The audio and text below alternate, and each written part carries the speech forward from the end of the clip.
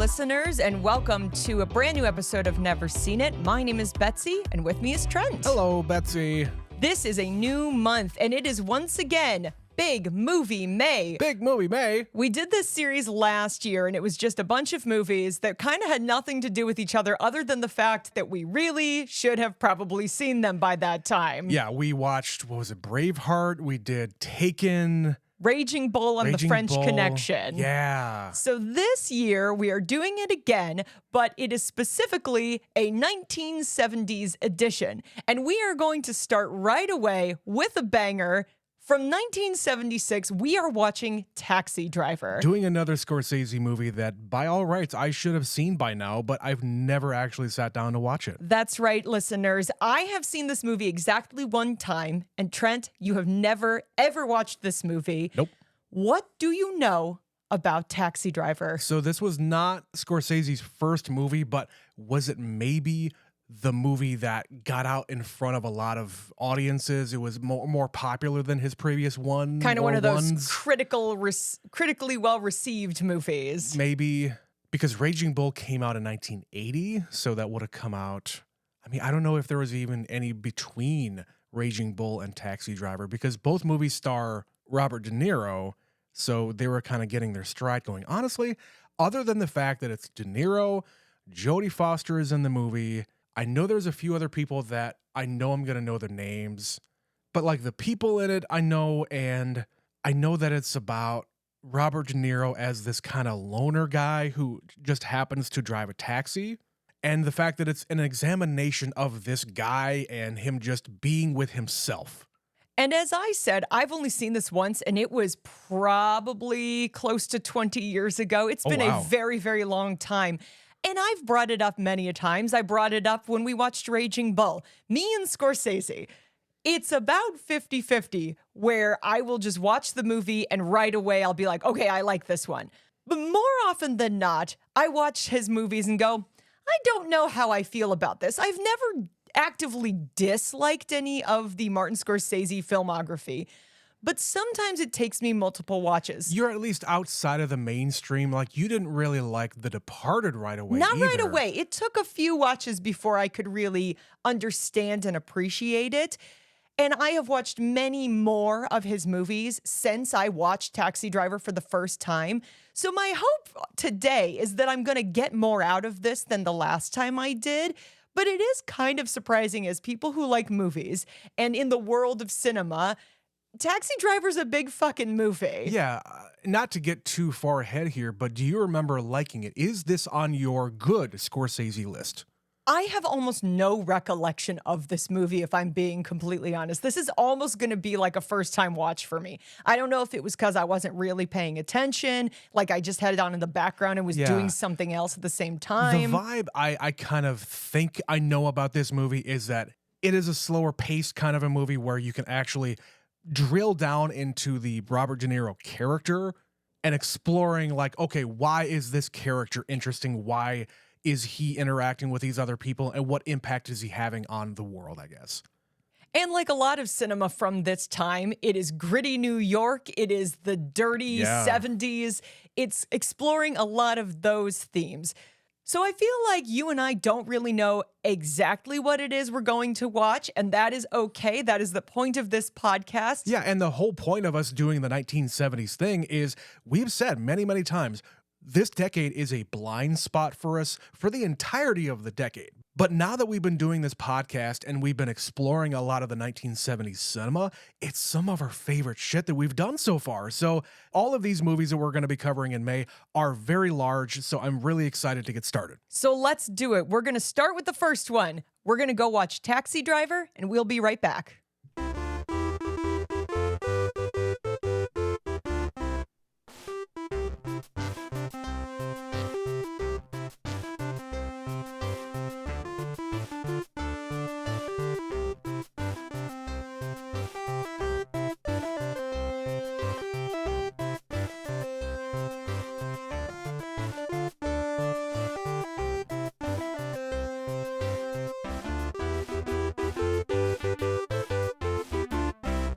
And we're back. Trent, you have finally seen the Martin Scorsese movie, Taxi Driver.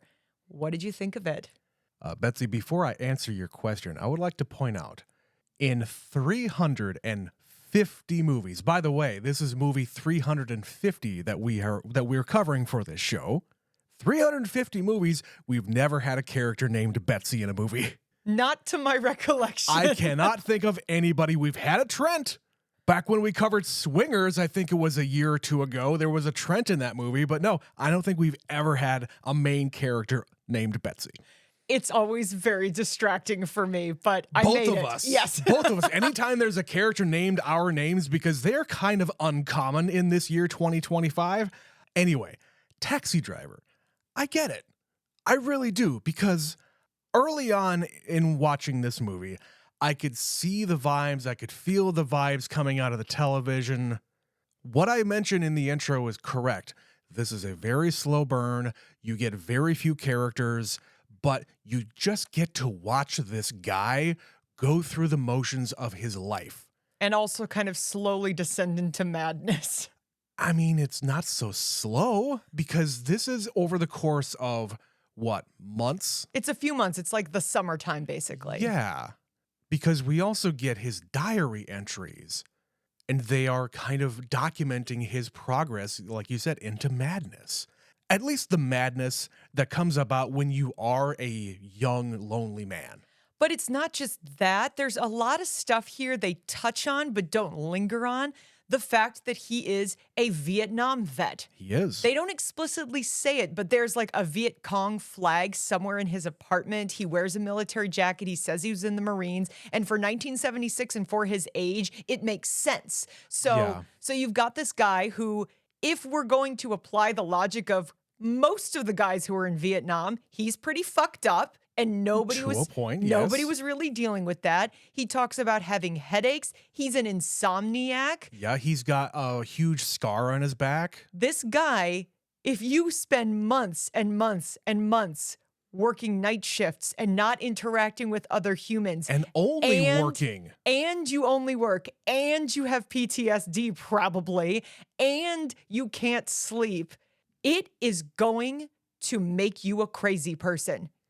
That's just a fact. Like, if you have ever been on kind of a bender where you couldn't sleep for 2 or 3 days, think of how crazy you feel when your body is just begging you for a break and it won't give it to you. Yeah, and the only thing that you're really doing here is exercising your mind in just driving around and writing things down, and like, you really don't get any satisfaction or pleasure or enjoyment or even joy in your life, period. He says somewhere in the beginning when he's writing in his journal that his life is lacking purpose. Like, he needs a specific direction. He can tell that's what he needs in his life. He needs to know which way to go. Yeah. And at the end of the movie, he says, I figured it out. But the conclusion he reaches is the really dark, upsetting answer, because that is the only thing his brain can like comprehend. That is because he's being force-fed all of this negativity and it's cycling around in his mind. To himself. That's the logical answer, is go to the dark place for him, as opposed to finding the light in his life and finding good things. The thing I wrote down, Trent, is Martin Scorsese created the movie about how male loneliness radicalizes disenfranchised young men. Yeah. That is what this movie is. And honestly, that is the thing that was ringing in my own head while we're watching this entire movie is, oh God, this guy is writing a goddamn manifesto that is going to be left at the scene of his crime or is going to be found after he commits his crime. And it is such a thing that we in modern society think about whenever there is a mass shooting. Honestly, that's the stuff that I think about, because you hear it on the news, you hear it on the internet about these people who go on these mass killing sprees, or at least attempt to. They have this manifesto that is either left behind on their computer, in their room, or on the internet somewhere, saying, this is why I'm doing what I'm doing. I'm laying it all out. I figured it out. And they're always described as a lonely, isolated young man. Yeah, it's always young men. And it's very disturbing, this movie. So you didn't actually answer the question. Did you like the movie, or did you find it so disturbing that you're like, I don't know really how to feel about it? I wasn't disturbed by the movie. I kind of figured that I kind of figured what his thought process was going to be just by, hey, I used to be a young, lonely man, so I understand the thoughts that ring through your head, but at the very least, I had an outlet for said things, and I had friends, I went out, I had a job, so, and my job was working amongst other people. When you're an overnight taxi driver, you have such fleeting interactions with humanity, and he's telling himself at the beginning of the movie, man, all this fucking scum comes out in the middle of the night, and I wish that a huge rainfall would just wash everybody away. And it's a similar sentiment as, it's a strange comparison, but when we watch the movie Clerks, the overarching attitude that the clerks have is that, man, this job would be great if it wasn't for all the fucking customers. It's the same sentiment here. Customers come into the quick stop, they get their cigarettes and they bolt. Same thing in this movie. People get into his cab, they interact with him, maybe, and then they leave him. So with a mind like his, people entering and leaving his life, however fleeting that it is, affects him. And this is just not the job for him. Honestly, he should go and do something else. Like therapy. He should have therapy. Well, obviously. Lots and lots of therapy. But even when he goes and meets with these guys at the diner, these other drivers, he can't even interact with them. He has something to have in common with them. And when he finally tries to reach out to one of the guys, they really have nothing to offer him because they're fucked up too in different ways. Yeah, Peter Boyle, who I did not remember was in this movie. Yeah. He's been doing this for 17 years, 10 of those at night. So he is the guy who has all the wisdom. He's the one who's been around the block. He's got all the stories that he likes to tell. Young guys go to. And he gives him some advice, and Travis just goes, that's like the dumbest thing I've ever heard. It wasn't even advice. No, but the fact that he finally tried to reach out to somebody and then just decided that's the result. That's a stupid solution and I'm better off on my own. Well, he comes to him and says, man, I got really dark things in my brain and I don't know what to do with them. And what do you say to something like that? So I can't blame the guy for not really having any sage advice for him because, like he said, he is just a taxi driver. He's not a therapist. He's not there to help the guy. But the fact that you have Travis actually try to express to anybody, I'm having really dark thoughts and I'm going to some weird places mentally. And then he just shrugs it off because he's like, the advice you have given me is not worth my time. Yeah, and at that point, he just kind of decides, well, I'm not going to work on trying to get any of this out of me. I'm just going to keep on going deeper and deeper and deeper. So this is what I was taking away from this movie. I said before we started, I have seen this once. Yeah. I did not remember any of this movie. Watching it today, I was like, nope, none of this is ringing a bell. So I really didn't absorb this the first time I watched it, but I definitely know I have seen it. So one of the reasons we're covering this movie now is we are going to be doing a collaboration with the Revisionist Almanac about the year 1976. And that's going to be coming out in June. So when that comes out, we'll definitely post all the links and everything. But when you're thinking about this movie in the context of 1976, what I was finding interesting is how this movie is relevant to both the 70s and now. For the 1970s, it's really capturing the thing about PTSD and the guys who all came back from Vietnam. It's talking about how New York was a disgusting, dirty city. This was right before they cleaned it up. We also got the introduction of politics here as well. 1976, this is a presidential election right after Nixon. We're coming off of Watergate. This is where Jimmy Carter gets elected, and everybody's thinking about the corruption and just the dirty, dirty nature of the country and what we've been through. So this politician is the guy who's going to get us out of it. But in the end, he's just another politician. So this is how the movie is relevant to the 70s. But then the disturbing thing was how relevant it is to now. There are so many young men who look at Travis Bickle and say he's a hero because in this movie, he's this loner guy who is clearly setting himself up to go and kill this politician. Like, it's not a secret. Yeah. And he doesn't do it, but then he takes out a bunch of gangsters and pimps and then everybody declares him a hero. Yeah. So people watch this movie about this guy who's really lonely, who has these really dark thoughts, and then he does something insane and is praised as a hero. And there are guys who watch this and go, I want that to be me. I relate to his loneliness and isolation. I could be that hero. I could be that hero. And that is really disturbing. It very much is. There's no other word for it, but it is disturbing that is so relevant almost 50 years on, that in America in 1976 and in America 2025, the same message really applies. And I think it's just gotten worse since then, because there are so many different avenues where you can remain isolated and alone, but also find like-minded people. But you're not getting the social interaction that you would normally have with actually having friends. You're just going into an echo chamber listening to all these other really disturbed other guys who are spouting the same kind of nonsense that you are. So again, it just echoes in your brain and it convinces you that you could be right. You are right. You're the most right person that has ever been on the internet. I'm right. You're right. We're all right. So what are we going to do about it? That's honestly where this entire arc of Travis Bickle up until now, with the advent of the internet and all of these like subculture internet forums like fucking 4chan, and I'm not gonna mention the rest, but you know what I'm talking about. The conspiracy sites, all of those places people gather. Everything under the sun that, especially now, if you are in that community and you're accepted by them, well, that's my community. That's who I am, and I can't get out of it. Honestly, talking about these days, when you are like this and you are spouting all this stuff, who is going to try to help you? Who is going to try to get you out of that? If you're ostracized from your family, you don't have any real friends who like you, the only friends that you do have are through the computer machine, and they're just telling you, yeah, keep on doing it, man. Do whatever you're going to do. So like in this movie, who would come and help Travis Bickle? He seems to be estranged from his parents.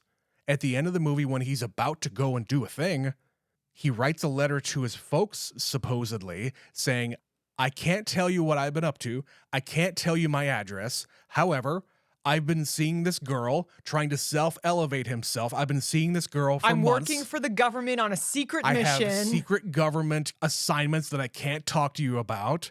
But he says, I'm making money. I send you my love. I'm sorry that I haven't been writing much, but here's birthday, anniversary, and congrats cards all in one. Hopefully nobody died since the last time I talked to you. So he's a guy who's far from home, who doesn't see anybody else. He clearly doesn't go to, the military groups like the VA and stuff like that. Totally. He doesn't go to the fucking Elks Club or like all of these other organizations that really popped up after World War II and Vietnam that were designed to help guys like this. But I will say though, he is not completely devoid of the desire to not be like this, because he works himself up to going to talk to Betsy. When he finally is, watching her from afar, he's being a creeper, but then he finally goes in there and says, you're the most beautiful girl I've ever seen. And you could even say, that's kind of cute in a weird way. Maybe you're a little socially awkward and maybe you don't really know how to talk to girls. And that's completely fine. That still happens today, but he still does it. And he's successful in a way. But then he almost takes it to a bizarre place, because when they're out at the diner, he says something that sounds like, I was entitled to go talk to you because I got the vibes, and I wouldn't have been brave enough if you weren't giving me the vibes back. And when he takes her to a dirty movie and she's uncomfortable, all of a sudden he's like, she won't return my calls and she's such a bitch and she's just like all the other women. Quote unquote, she's just like the others. And that right there is the birth of the incel. Oh my God.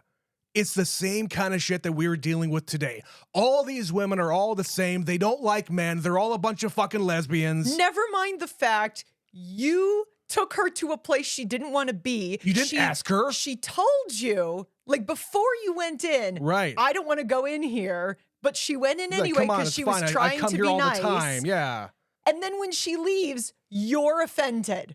and it's her fault. Exactly. That's a fucked up way to think. These same guys who will never take responsibility for any negative thing that they've ever said or done or made somebody think about them. You don't look inward and say, maybe it's me. Maybe what I'm saying and doing and looking like is a little weird. And that's one of those elements of this movie that's kind of icky. At the end of the movie where she gets in his cab and she's like, I was reading about you in the paper. Like all of a sudden. Girl, this is the same guy. Same guy. Because you read about him in the paper and he's a local hero, all of a sudden you maybe should talk to him again, but now he's going to blow you off. And I don't know, Betsy, this is maybe one of those, he's this mysterious loner that he's telling himself that he can be that mysterious loner to other people now. And he's too good for Betsy anymore. And I'm going to keep on calling her Betsy because it's a lot easier than just saying Sybil Shepherd because, hey, the name of the show is Never Seen It with Betsy and Trent. It'd be really weird if my name was Travis, by the way. Well, we got the first two letters right. I know. But you get what I'm saying, though. By the end of the movie, when he is driving away, do you think that he's got this pride about him that, you know what, I don't need you anymore. I've risen above you. Absolutely he does. Like she shows up to him. She goes to him and he just gets in the cab. And he decides to drive off and just like, yeah, I'm okay. I'm a good guy. I also don't need your money. I also don't need your money. Look, I have a moment in my life where I can look cool and I'm going to take it. And I'm going to do that by driving away and not taking your fare. There's a lot of things here that I'm like, oh, this all sounds very familiar for 2025 culture and the way that the world works. And frankly, has been working for over 50 years. Yeah. It's just until the age of the internet that we're suddenly very upfront about that we're like this. I mean, we covered the movie Network, also from 1976, also a movie that we're going to be covering on the Revisionist Almanac show that comes out in June. We're going to be recording it here in real time here in just a couple weeks. But remember back to when we saw that movie for the first time and how fucking prescient all of the topics in that movie are to today. It was just mind-blowing. That movie stuck with me so fucking long. Even to this day, I haven't even rewatched it since then. It's still fucking me up. But you look at these two movies and I mean, a lot of the movies from this era, and that's one of the reasons why we're doing the 1970s edition of Big Movie May. Honestly, it's kind of all the same. Nothing much has really changed. People are people. Whether you have a little smartphone in your hand that you can get access to information or not, or interact with people or not, people are people. And we have a lot more to talk about as far as the people of this movie go. But first, we're going to take a really quick break for a word from our sponsor. Feeling run down, lethargic, a little bloated? Yes. Oh, God, yes. Well, have I got the prescription for you? Oh, no, not another pill. I take enough of those that I find in the dumpster behind the Burger King. Oh, no. It's better than any dumpster pills. It's patreon.com/neverseenitpod. I'm interested. Tell me more. It's premium content from those jokers at Never Seen It. They have 4 other weekly shows, plus bonuses. I've heard of those guys. They're like super talented and funny. And sexy. Don't forget sexy. Oh, then I'll definitely check them out. Thanks, disembodied voice. Anytime. So obviously the star of this movie is Robert De Niro. So at this point in his career, he's already got an Academy Award. We're a few years ahead of Raging Bull when he wins his second one. But he was a busy guy. He's making tons and tons of movies at this point. What did you think of him as Travis Bickle? He did get nominated for an Academy Award for this. Well deserved. Because, again, he just kind of disappears into this role. You barely even recognize him as Robert De Niro because all the things that I've seen him in since this movie are the things that you kind of know Robert De Niro as. The stuff where he isn't just a fucking gangster or mobster or whatever you want to call it. He's just fucking typecast. And it got old later on in his career where that's all he's ever cast as or a criminal of some kind. Like we watch fucking Heat. He's really great in Heat, but he's another criminal. So I'm so glad to see his earlier career where he can play these different characters and really, really get into it. Same thing when we watch Raging Bull. he kind of disappeared and he was this guy because the guy was a real guy. But as we were kind of reading prior to sitting down here, he really talked to a lot of different cabbies. He worked as a cabbie. He talked to people who were veterans that were in Vietnam, and he really did his homework for this movie. And he was trying to do a Midwestern kind of accent where he was trying to do a voice that wasn't from New York, basically. Yeah, he's not a New Yorker. To say, I am a displaced person. I am not from here, to emphasize the loneliness and the isolation. Absolutely. He is completely disconnected from the city. When he talks to the other cabbies, these guys are fucking New Yorkers. They know every single inch of that city, every single block, and they would probably have a story to tell about almost every single block in that city because they've driven on them. It's also kind of like war buddies. These guys all work the same job. They have a million stories about driving people around. They want him to be involved in the conversation, but he is so in his own head and distracted by his inner thoughts that he doesn't even tell them a single thing. Like he says at the beginning of the movie in the narration, oh, you know, I turn the cab in and sometimes I clean off the mess that people make when they're having sex in my back seat. Sometimes I clean up blood.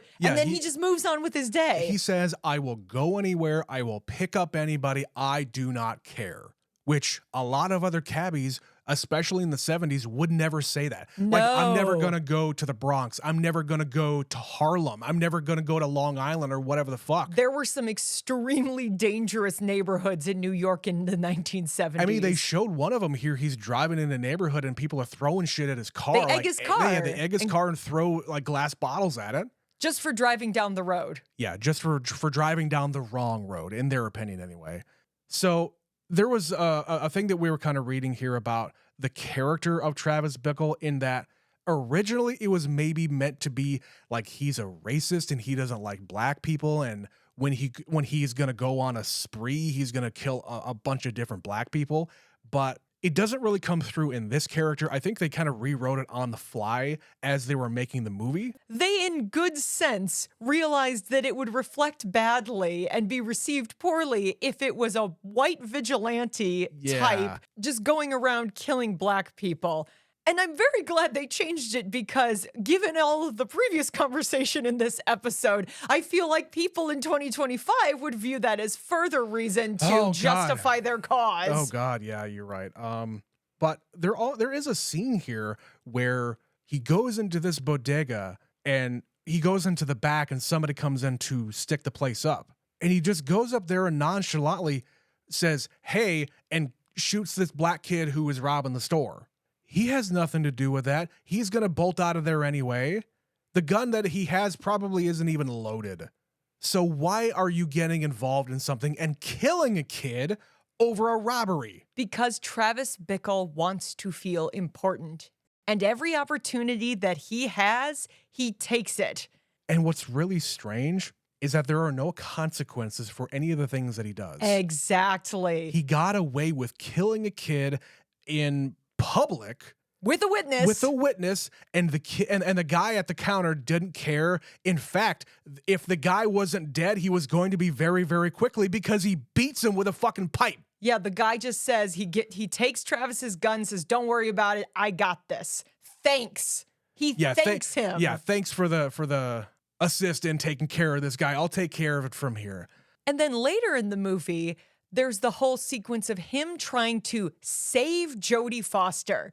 He takes it upon himself when he comes across this girl. She is 12 and a half and working as a prostitute. Yep. And she just by chance gets in his cab one night and then gets dragged out of his cab, but he keeps running into her and he keeps thinking about her. One of the things that would only happen in a place like New York, because if you're in a neighborhood, when are you going to come across some random person multiple times unless you're out there all the time? Or he's viewing it as some kind of fate, or he's being a creep and stalking her, which is also possible. I don't think, unless it is completely subconscious and he is doing it out of, I don't know. I mean, he was kind of stalking Betsy at the beginning of the movie. It's true, but he was also in broad daylight when that was happening. But this is a thing. He gets fixated on certain women, and in this case, she's a child.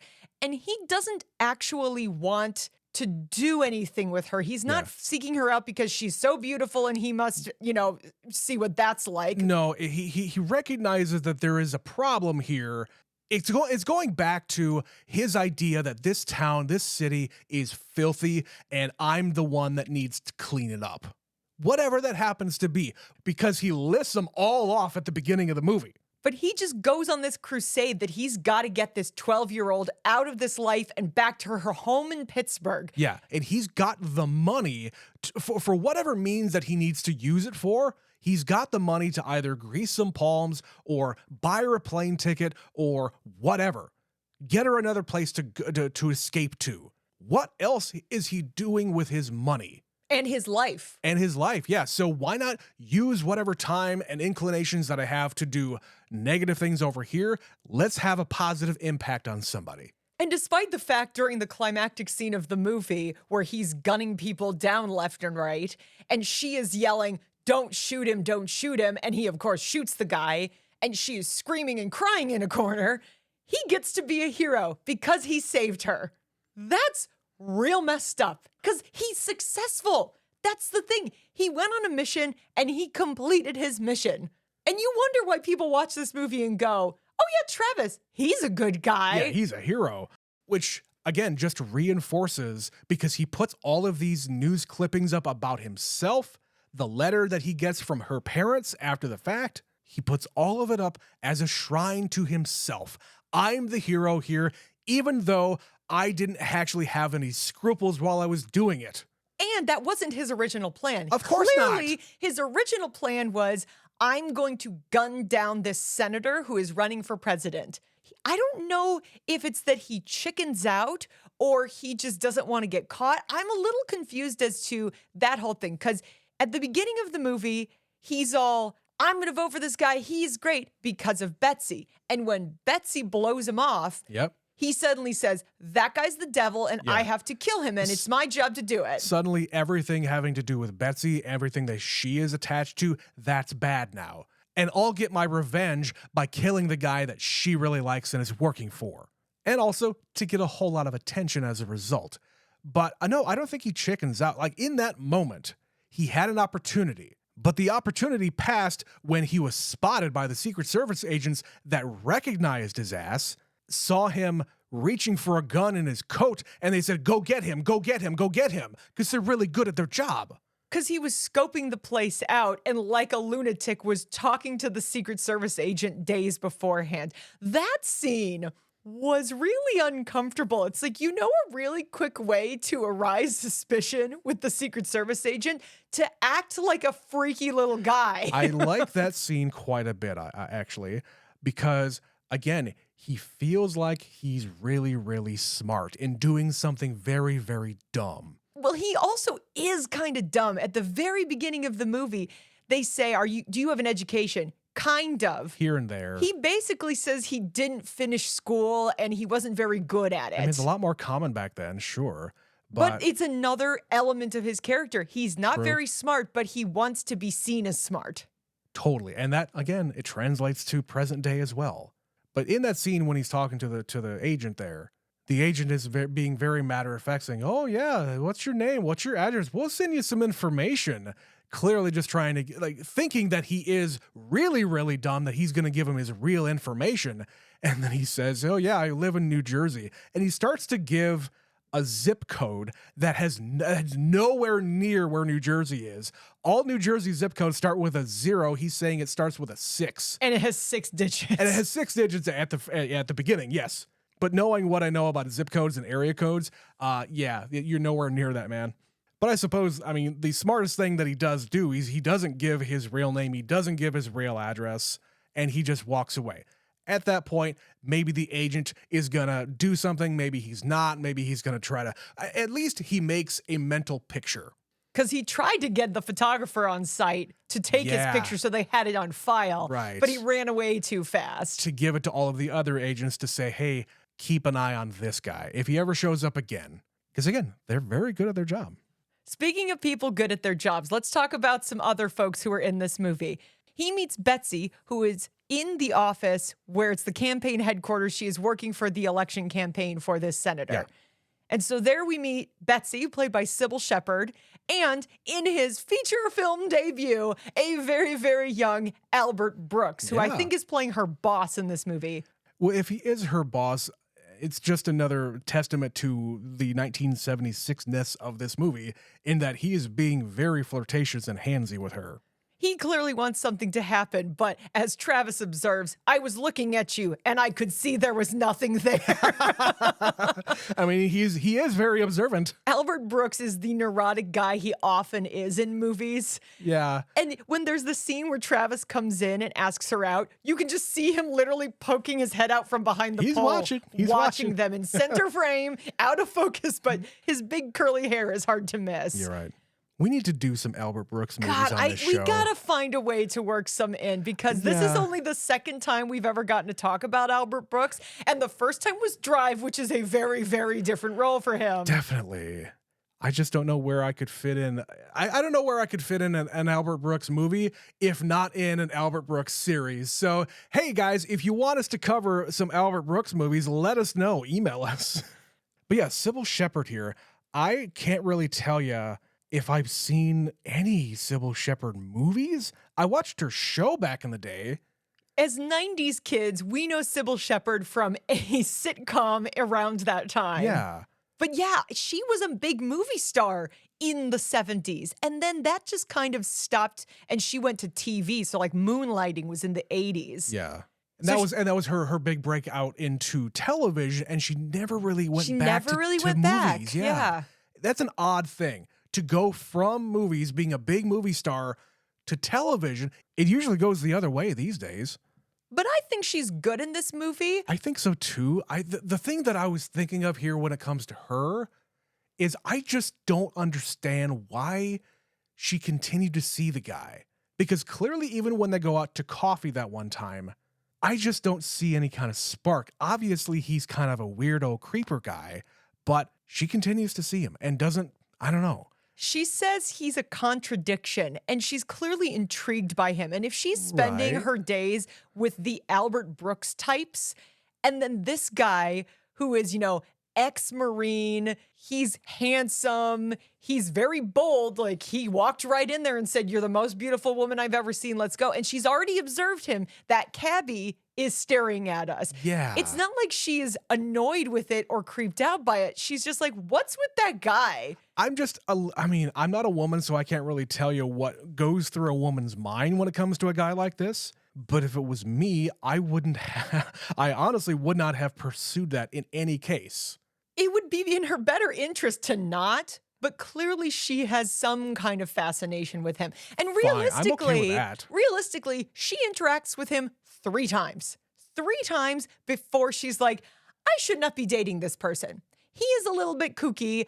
I don't think I'm comfortable in this situation. He takes me to a porno. Like a porno theater in New York there's like so many movie theaters you could choose from. It was also a classier kind of a porno. Classy. It was a French porno. Get it right. A European porno. Don't you worry, sweetheart. In a much nicer theater than the first one that he went to. And this is oh my God, that place. But this is a reflection of him being just kind of dumb, and he doesn't know anything about anything. He says it many times in the movie. He also doesn't know fucking social cues. No. In that, oh, yeah, I go to these places all the time. That's not weird. He doesn't know about politics. He doesn't know about guns. He doesn't know about cabs. He doesn't know about women. He doesn't know about movies. He doesn't know about anything. Yeah. He's just doing the thing that sounds like it would make sense. He has seen couples at this particular movie. So obviously, if I take a woman, it's okay. Right. He doesn't consider her thoughts or her feelings. Or her as an individual. Do you think that this person would like this? He thinks of her as a beautiful object. A woman, exactly. Just as a woman, not Betsy, the person who is working at this campaign, which in 1976, let's be real, if she is an important person in this office, that's rare. That is a rare thing for a woman to be in some position of authority there. Yep. And as soon as she rejects him, we kind of talked about this already. As soon as she rejects him, she becomes, as if she wasn't already, she becomes just another one of those women. Like every other woman who has ever rejected me, like any other woman who wouldn't give me the time of day. And until in his life that he gets up the gumption to go and talk to another woman, he's probably going to have these same thoughts in his mind. And the thing with her is she doesn't need him. And I think that's what annoys him is she says, I don't need to be a part of this. I'm going to reject you. Yeah. Goodbye. I'm fine on my own. Like, here, take the record. I bought it for you. I already have one, but I guess I now have two. Like, she does not need this guy. But someone that he perceives does need him is Jodie Foster. So Jodie Foster, 12 years old in this movie. Actually 12. Actually 12 years old, playing 12 years old. And you know, it's creepy. It's a creepy thing that we have this 12-year-old prostitute in this movie. And in real life, that was just kind of a thing. People were like, okay, dating teenagers in the 1970s. We're not that far removed from a time where like rock stars would hook up with 14 and 15-year-olds. Okay, that's fine. And I know that happens still to this day. It's always been creepy and bad.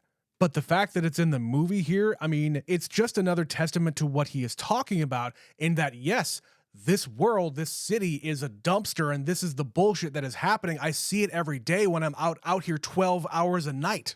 So I have to be the hero who gets this one person out of the scum. He sees this one opportunity here where he can make a difference in whatever capacity that he has in his mind that I need to be a hero, even though his other idea of shooting the senator would also be him being a hero in his own mind.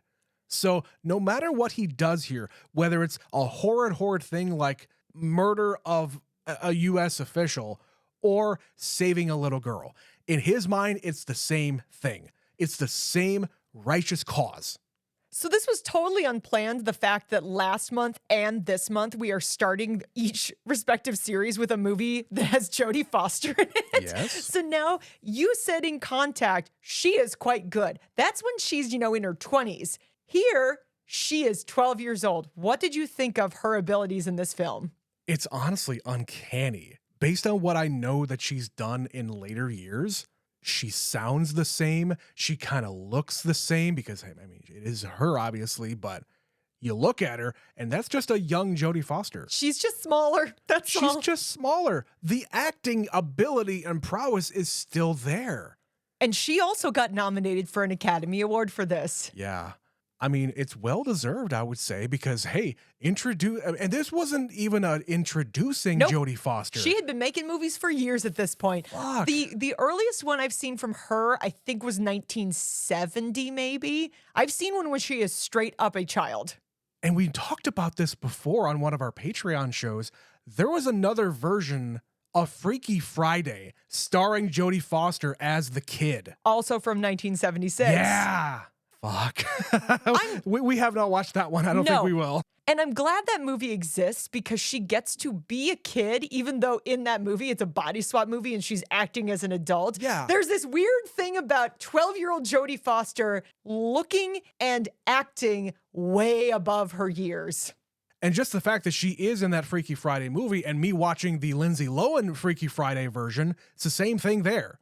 I was very impressed with Lindsay Lohan being fucking like 17 years old or however old she was back in 2003.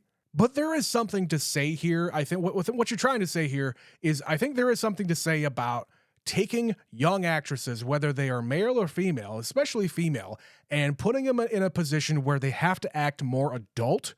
And yes, being very impressed by the fact that, yes, they can play an adult, but how easy it is sometimes and how some people get it in their minds that, oh yeah, that's just a little adult.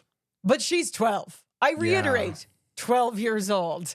So playing this role, yes, she is very, very impressive here, but... And I applaud the fact that they did take, they know she is 12. She can't do these other things. They have a body double several times throughout the movie played by her sister who is 19. They did make efforts to say, okay, we need to be appropriate about this. You don't need a fucking Harvey Keitel man just wrapping your arms around. Oh my God, yeah. Yeah, he's a grown-ass man with a cocaine finger. Look at a coke nail. Look at his fucking coke nail in this movie. It is disturbing. But yeah, let's just move on to Harvey Keitel. He's in this movie, and he has very long hair, and he is really weird. Looking like a fucking Tommy Wiseau character. Honestly, I can't get it out of my mind, especially that first outfit where he's wearing the tank top and the long black hair and the jeans. Fuck. Oh, hi. Oh, hi, Travis. Oh, hi, Travis. Fuck. Oh, man. It's a small role, and the first time he appears on screen, I was like, wait, isn't that Harvey Keitel, but you don't see his face? Yeah. And then later you see him, because I just genuinely forget that he and Martin Scorsese are childhood friends. They have known each other. He's been in a lot of his movies. For like 700 years. They've known each other their whole lives. He was in Mean Streets. He's been in like the earliest stuff that Scorsese made. Yeah, which of course I have to mention. In this movie, Harvey Keitel gets shot in the belly. Because, Reservoir Dogs. Different director, but guy. I know. But yeah, he's a bad pimp and a drug dealer, and he gets his into this movie. He does. And I would say the other thing that you can really take out of this movie is that, okay, yeah, he thought about killing a senator. He thought about doing these other really bad things. He didn't actually do it, so you can't really hold it against him. And the only people that he ever hurts are bad people. He kills the pimp, he kills the muscle behind the pimp, and he kills the John that is about to mess with Jodie Foster as a 12-year-old. And then, of course, the guy who was robbing the store. Those are the people who die in this movie. Exactly. All of the people who are actually committing crimes are the people that he injures. That's it. So you could say, oh yeah, he is a hero because he only does those things. But no, it's still in his goddamn mind. It's that sick vigilante thing. Yeah. So I can see how this movie has layers, to just be very reductive about it. And sitting here right now, thinking about the pantheon of Martin Scorsese movies, because we're going through them all. Eventually, I think we're going to cover every one of his movies on this show, because up to the point where we started this podcast, I had only ever seen one, The Departed? Two. Goodfellas. Yeah, that's right. We did watch Goodfellas. But pretty much everything else is going to be new to you and or me. I think, apart from Taxi Driver and Gangs of New York, those were the only ones I had seen that you hadn't. Okay. So yes, maybe next year, Big Movie May will be yet another Scorsese movie, because we're 2 for 2 now. There's a lot to cover. But speaking of Big Movie May, I want to give you some emphasis here why this is a big movie. I did this last year. Yeah, we did this last year, where Betsy's going to pull out some information about why this movie qualifies to be in Big Movie May. So it is on a lot of people's best of list. I've talked about the American Film Institute. The AFI put out a list of 100 Years, 100 Movies in 1998, at which point this film was ranked 47, so in the top 50. Yeah. When they did the list again in 2007, it dropped to 52, so it didn't move very far, but it was on both lists. This movie was nominated for 4 Oscars, and in grand Martin Scorsese tradition, it lost every single one of them. It is included among the list of 1001 movies you must see before you die.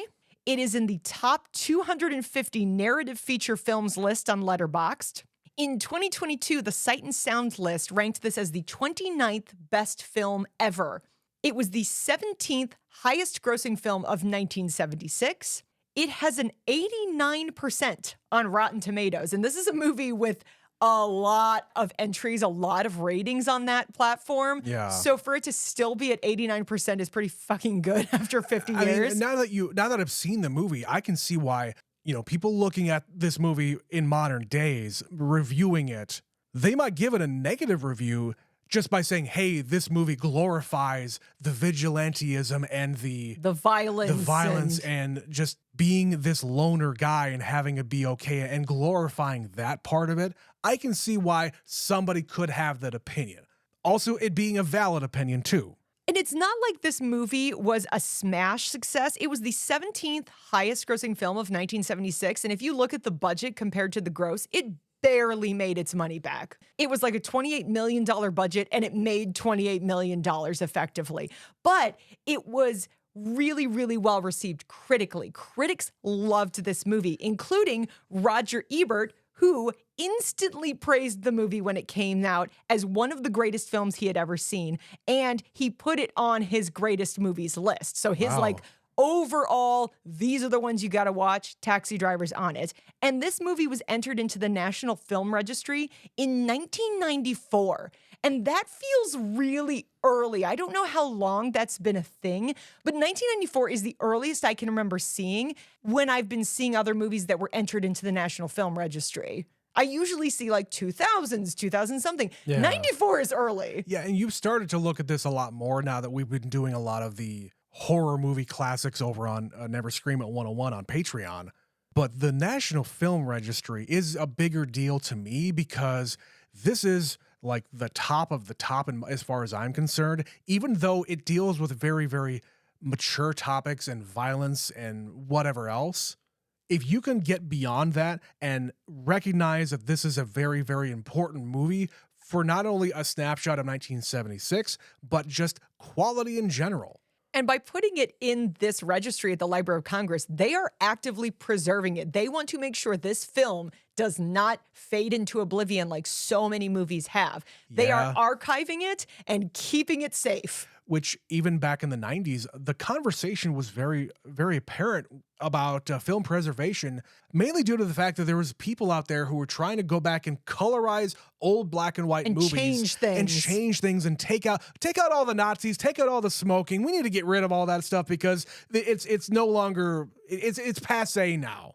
No, you need to preserve the fact that in 1976, Martin Scorsese can point a camera out the window and everything he's filming, that's what New York was like. Absolutely. It is a very real snapshot of that time and place. Yeah, and you mentioned while we were watching it, by the way, this was filmed during a trash strike, a garbage strike in New York City. The garbage services, the sanitation people were on strike, and there's just garbage everywhere. Literally, you have garbage.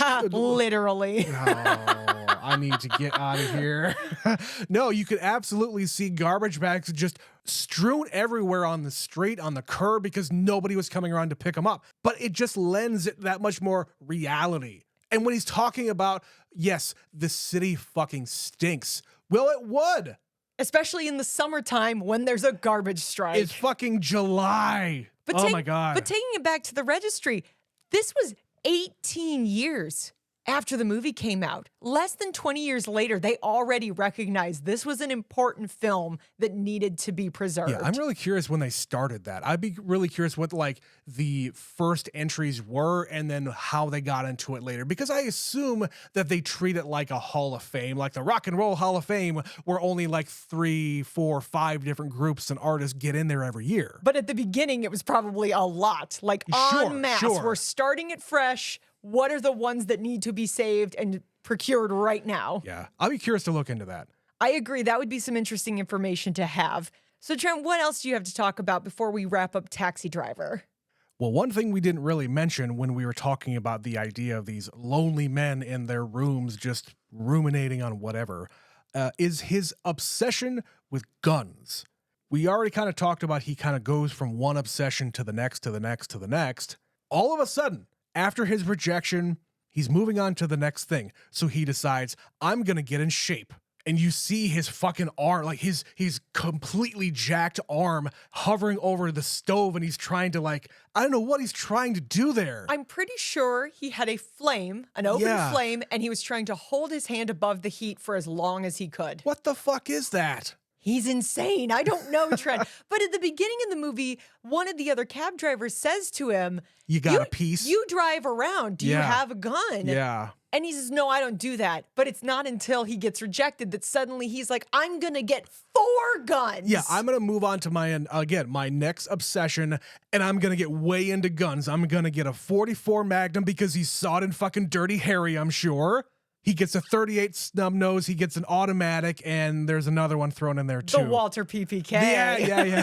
How could you forget the Walter PPK? Of course. The James Bond gun you and I know very well. Exactly. But it's also like these are 4 different personality guns. Like you just said, you described them as the Dirty Harry gun, the James Bond gun, the I'm a gangster on the street gun. They all have a different look and a different feel. And it's because he has no self-identity. Like when you're picking a gun, most people have something they're drawn to, or like jewelry or a car. Everybody has accessories. They have a specific aesthetic they're going for. And he doesn't even know guns and he doesn't know himself. So he's like, I'll take them all. Yeah.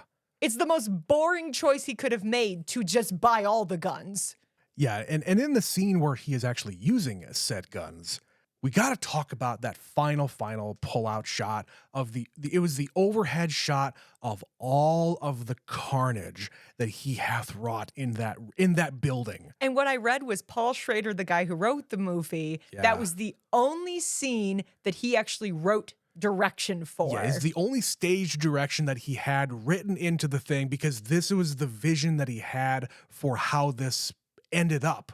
So we go over the heads of starting with Travis, and here's body number 1 and body number 2, and here's the cops and body number 3. Exactly. It's looking at it like it is a crime scene. And even when we go into the future where he has all of the newspaper clippings and whatnot, there is a diagram of where all the bodies were illustrated in that newspaper article saying, yeah, he was here, the girl was here, dead body here, dead body here, dead body there.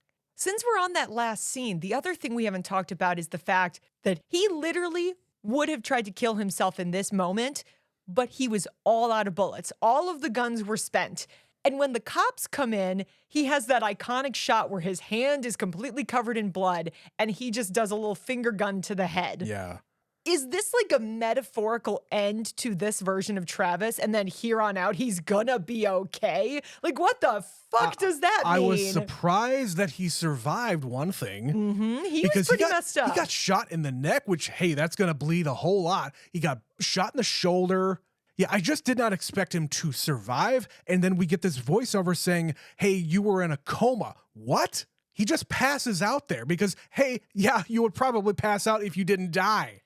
So he's in a coma. It's been probably a year or at least a few months, because his hair's all grown back. He's got a scar on his neck, and he just goes right back to the life he was living before. Yeah. But now he has done something with his life, ?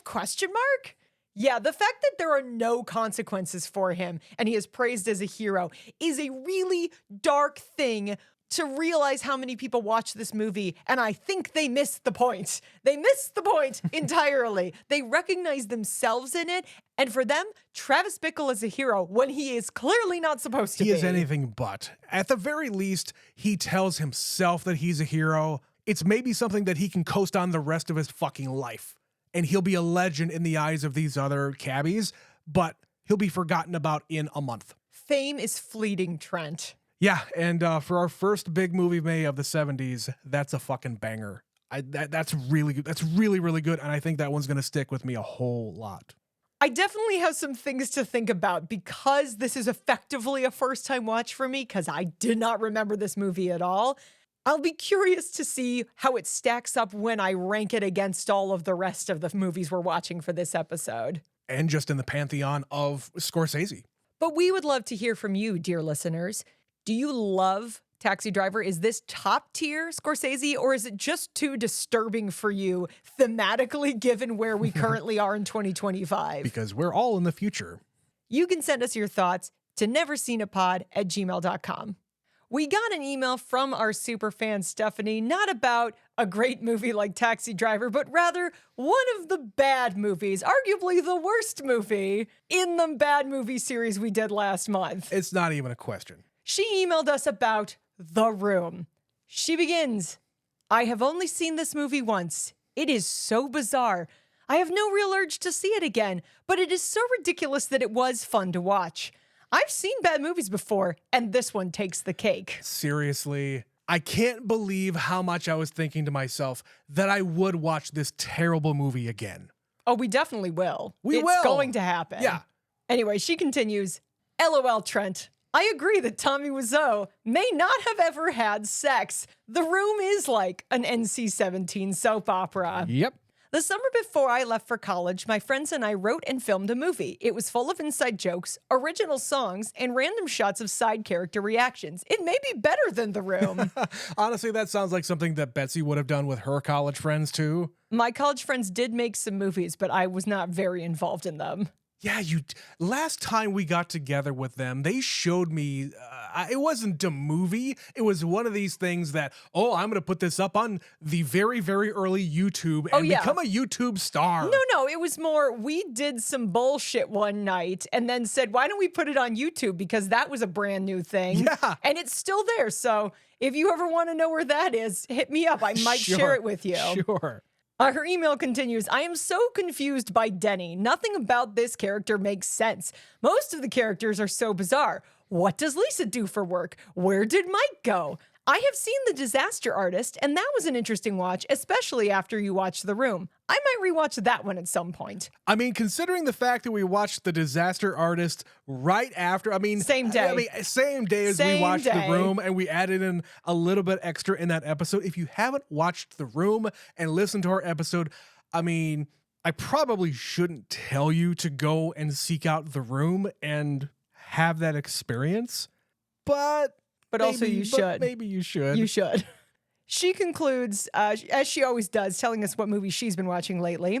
We went to see the new live-action Snow White. It is not the worst movie ever, but it is definitely not good. The CGI dwarves are straight up terrifying. Love you guys, from Superfan Stephanie. Yeah, if you know anything about us, we didn't really get down all that well with brand new kids movies, and when we do, there's a good reason for it. Especially the live action adaptations. Like everything from our childhood is new again, but somehow slightly worse. And so far, of the newer versions of these old movies that are live action, we've only ever seen Beauty and the Beast, right? That sounds about right. We haven't seen Lion King. We haven't seen Little Mermaid. From the Disney Pantheon, that's what I'm saying. Yeah, we didn't do The Jungle Book. We didn't do... I've seen Cinderella, but you haven't. Yeah. But it's just that thing that they love to do, which is rehash the old ideas. The fact it's not Disney, but we're getting a live action, what appears to be nearly a shot-for-shot remake of How to Train Your Dragon. Yep. And that's like barely 15 years old. I think that came out in 2010. And Lilo and Stitch is just around the corner. Yep, that's going to be out in a few weeks. I just don't need it. I don't know why they're so obsessed with it, other than nobody has any faith in original material these days. Also, Betsy, we say it all the time. We're both 40, and people our age have children. And we're the people who should be taking children to see these movies, because we watched them when we were children. But Stephanie is that person, and she even says they're terrible. I mean, Stephanie, if you want to give us, your daughter's review of this movie and other movies like this, I'm all ears, because I'm kind of curious what kids these days, especially if they've seen both versions. Yeah. Have you shown your children the original version before you take them to this? Right. What is their stance on it? Or do they not give a shit because they're children? Or if they haven't seen the original before you see the live action one, do you then go back and show them the cartoon version? I don't know. These are the questions that I have to ask the people who have children. It's every time we look at the movie theater listings right now, the number of properties that are sequels and remakes, it's just disgusting. So I'm really happy that at the time that we are recording this, the big movie is Sinners, an original movie that everybody is like, 2:00 on a Thursday, the IMAX is sold out. That shit, and it's been open for 2 weeks. Yeah, and in the time of our taping, it's about to be forced out of the theater because Thunderbolts is about to come. At least I'm hearing good things about that one. That one's supposedly pretty decent. But you and I are way behind in the Marvel universe. And it's like, can we go see it without having seen all the rest? Does it matter anymore? I don't know. It feels like everything is important. There's so much television. There's so much television that we haven't watched. We've only watched 2 of the Marvel TV shows. And not even in their entirety. No, we haven't seen Loki season 2, and we watched Hawkeye. That's it. And we watched the season of WandaVision. Yeah, and we also did the Falcon and the Winter Soldier. So now maybe we've watched a little bit. You're a liar is what you are. But even still, we were really, really hardcore into trying to get into that stuff, but then we just fell off. It's too much. Once we got to the point where, oh shit, do we have to watch fucking Moon Knight? Yeah, I think we'll come back to it eventually. I'm just hoping if they can get their asses in gear, that Thunderbolts is a sign of things to come. Like, Yeah. maybe this is good. Maybe Fantastic Four is good. Maybe we get an actual string of good Marvel movies. Okay. Then I could get back on board with it. I have a question for our listeners. Those of you who are here at the very, very end of Taxi Driver, I want to know your opinion. We're kind of working out some stuff here for later on in the year. We've got the first half of the year kind of scheduled out. However, second half where there's maybe a month or two where we can maybe get caught up in Marvel. Do you want us to watch some of these movies that we have missed? Because what was the last one that we watched in the timeline? I think Thor. If we're not Thor not 4. talking about Deadpool and Wolverine, which is its own thing. Yeah, I don't count that one. I think it was the fourth Thor movie was the very last Marvel movie we actually covered on the show. Yeah. So that's a lot. But part of it was the one that came after was the Marvels, I think. And we haven't watched the Marvel TV show, Ms. Marvel, or whatever that one is. So we're behind. I think we'll do it someday. It's just exhausting. But again, I want to ask our listeners, do you care about Marvel? Do you actually want us to cover those movies? Because I will absolutely dedicate an entire month of our show to just getting caught up. If people want to hear it. If you want to hear it. If you don't give a shit about the new Marvel stuff, then we don't either. We'll maybe do it by ourselves, and then we'll catch up maybe when the next fucking Avengers movie comes out. When Blade finally happens in 106 years. No, Blade's never going to happen, Betsy. I'm sorry. It's never going to happen. But at least not in its current makeup anyway. Oh, what we could have had, Trent. Alas. It's not going to happen. So tell us, do you want us to do that? Send us an email, neverseenitpod@gmail.com. You can also send us an email telling us not to do that. Emphatically. Say just 2 words, emphatically no, and then title the email MCU ? Sure. That will tell us everything we need to know. You could also send us a message on any of our social media pages. You can find all those links in the podcast description.